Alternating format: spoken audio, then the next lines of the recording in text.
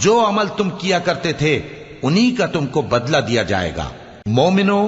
اللہ کے آگے صاف دل سے توبہ کرو، امید ہے کہ وہ تمہارے گناہ تم سے دور کر دے گا اور تم کو جنتوں میں جن کے نیچے نہریں بہ رہی ہیں داخل کرے گا۔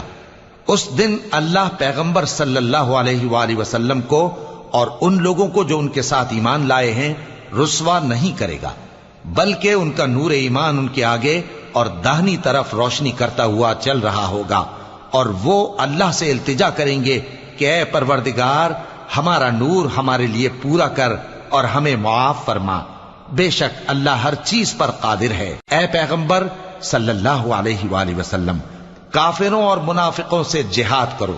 اور ان پر سختی کرو، اور ان کا ٹھکانہ دوزخ ہے اور وہ بہت بری جگہ ہے۔ اللہ نے کافروں کے لیے نوح کی بیوی اور لوط کی بیوی کی مثال بیان فرمائی ہے، یہ دونوں